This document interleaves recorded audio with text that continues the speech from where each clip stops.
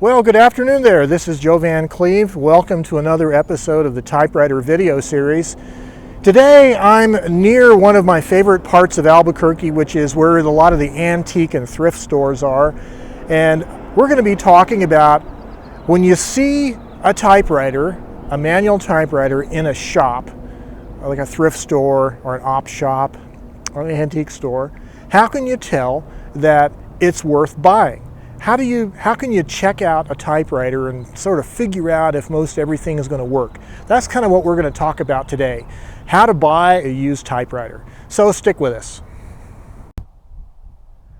Well, so I've brought out today the Olivetti Lettera 22. I actually have two of these machines. This is the one with the British style keyboard. But I brought it out on my little tray table, and we're going to look at all the little features that you want to look at when you're deciding whether to buy a typewriter. How to check out the typewriter and see if it's in pretty good working shape. So when you're beginning to look at a typewriter, I think the very first place we'll start is up on the carriage area. So first of all, you're going to want to see if the carriage moves. And there is usually a carriage release lever here, at least on the right side. Sometimes there's both left and right. And you're going to want to try to move it. Now, this one doesn't move. Does that mean that the carriage is broken? No. Actually, what it means is that the carriage lock lever is locked. So you want to look for that. In this case, you have to raise it up. Some of them are on the other side. Some of them don't have a carriage lock lever.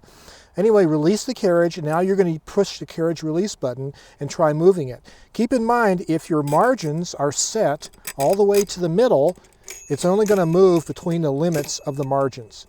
So even if it doesn't move then, especially on typewriters like your the Magic Margin typewriters, like the Royals and stuff, and also your Hermes typewriters that has the margin button levers on the ends of the carriage, those are easy to hit and it'll reset your margins all the way to the middle. So you want to make sure your margin settings are all the way out to the ends of the carriage like that, and make sure they do move, right?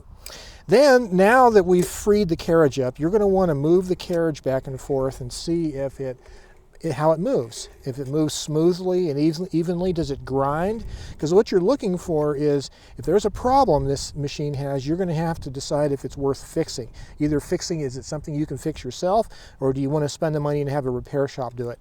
But you want to check out that carriage and the motion of it, okay? Okay, the next thing you want to do is check out the rotating motion of the platen roller. And there's usually, of course, two knobs. Make sure the knobs are intact. Make sure they're not broken. Typically, a lot of typewriters, this one has it on the left platen knob. It either pulls out or there's a button you push in, and that will disengage the ratcheting. And you want to make sure that it does ratchet and that you can disengage it if it does have that feature. The other thing you're going to want to check out, now that you've determined that that works, is we're going to check out the carriage return lever. Make sure the lever is intact. Many of these portables have a folding lever like this Olivetti does. But you're going to want to do a full carriage return. Make sure it stops where the left margin is set at. And also, it ratchets according to the line advance ratchets according to the setting of your line advance lever. This one is marked 1, 2, and 3, but it's actually 1, 1.5, and 2. Okay, so make sure those different settings actually advance the line the way it should, right? Then you're going to have some other things. You're going to have a paper bail. Some of the paper bails have rollers on them. These are metal. Others could be rubber. Some of the typewriters, like the little portables, like the Rockets and some of the Japanese ones, don't have rollers at all. But if they do, make sure the rollers are actually touching the platen. I know on this machine, this roller here feels like it's not pressing very hard against the platen, and I'm going to have to adjust this arm. But make sure that works. Many typewriters also have the paper support levers. They're either a dual set or a single one that pops up. Make sure those are intact and not bent or broken off, right? And you may have some plastic trim pieces up here. Make sure those aren't broken. I believe the Olympias have those, and they are easy to break, okay? So that is the top of the carriage mechanism, right? So the next area that we're going to look at on this hypothetical typewriter purchase is we're going to have to look at the ribbon area and the segment where the type slugs and type arms are. So you're going to have to know how to release the lid. If it was a Royal, there'd be a Royal badge and you'd pop it up like that. Many of the Smith Coronas hinge up. The Olivettis, they pop off. Many of the Japanese brother machines also do. So we've removed the ribbon cover, and many of the typewriters you're going to see in thrift stores don't have ribbons, or if they do, they're all snarled up and everything. Really what you want to check for is when you press one of the typing letters, you want to make sure the ribbon vibrator moves up and releases and drops back down when it's done, keeping in mind also that you have the two different positions of the ribbon. So you want to check both the top and bottom edge, right? Like that. Make sure it moves and also make sure it drops back down. The other thing you're going to want to check is every time you type a letter, does one of the reels move? And that's very important because you want to make sure the reel mechanism is driving. It could be either one. Most typewriters have an auto reverse feature, and so it could be one or the other, right?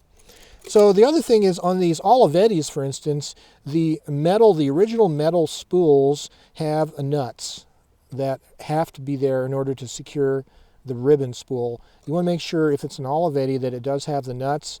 If it's a more common type of typewriter spool, it'll be the universal replacement plastic kind. But anyways, make sure it has that.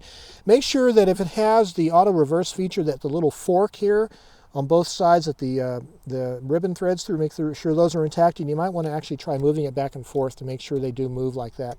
And on the Olivettis, there will be a roller here.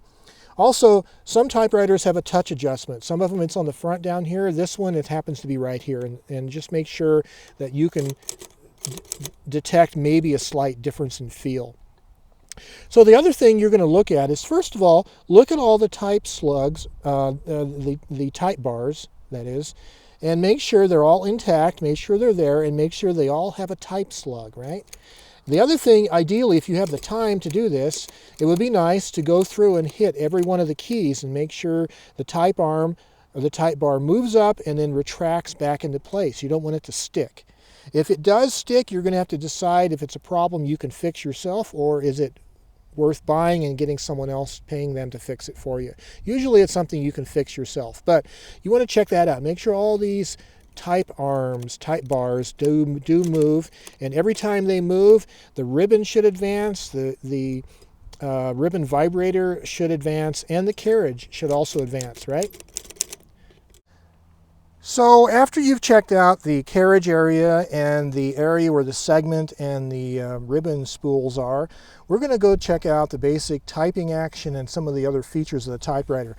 Now this is a good idea where it might be a good idea to carry with you a piece of standard paper folded up in your back pocket or your purse. And this is, so when you go to the thrift stores and antique stores, you'll have a piece of paper ready to use. So pull out your piece of paper, thread it into the machine. This is a good idea where you can kind of check out the sort of the quality of the platen.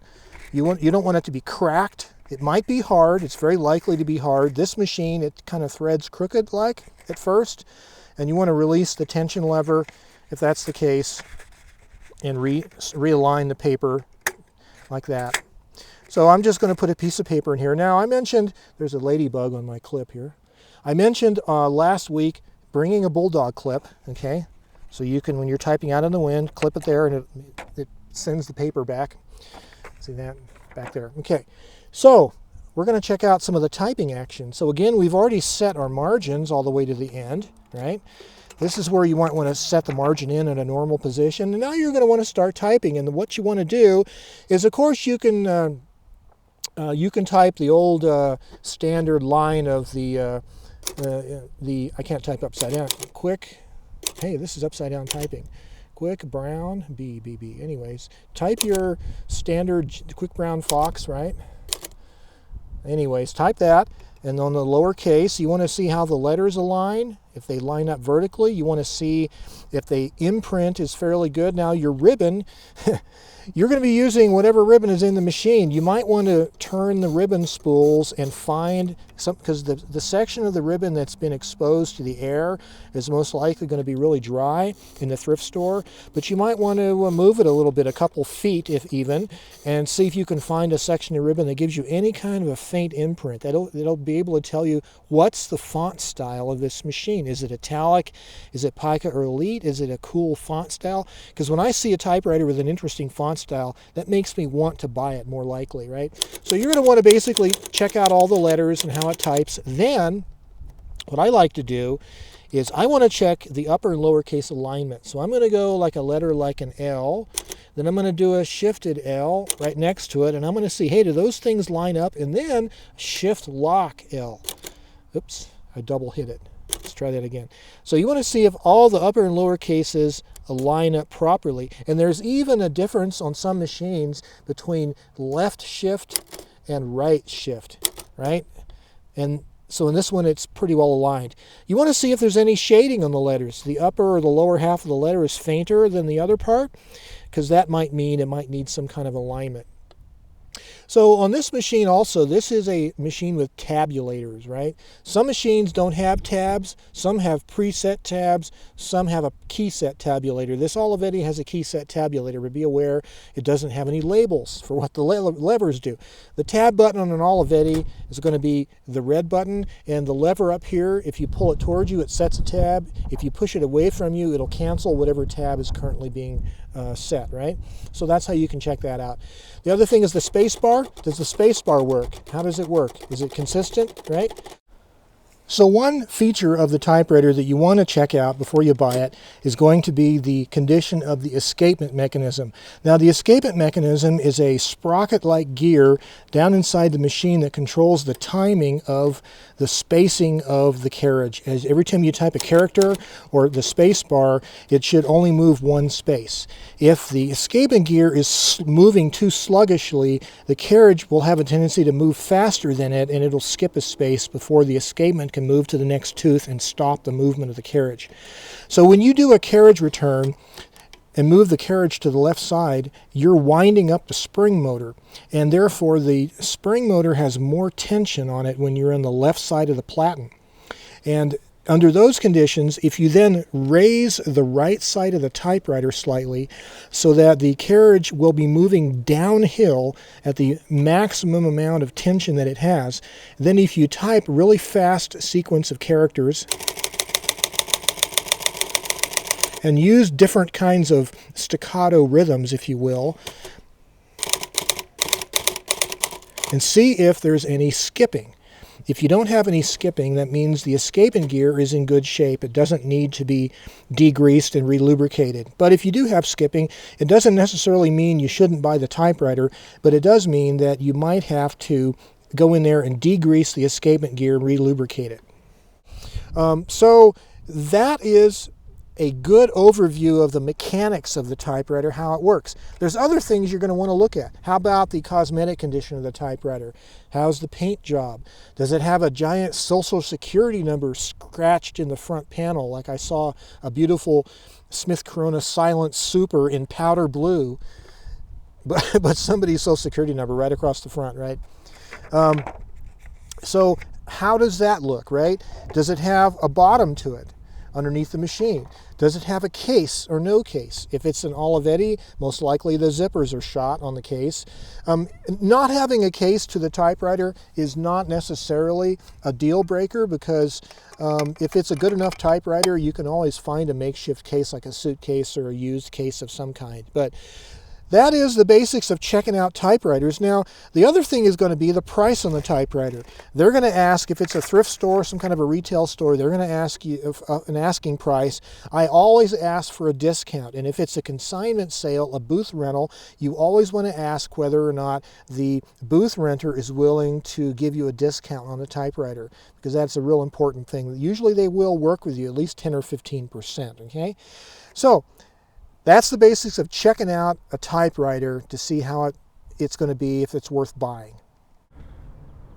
Well, I hope this was very informative for you today, and I hope this helps you make good buying decisions when you're out at the thrift stores looking around for used typewriters. Until next time, this is Joe Van Cleave. Have yourself a great day.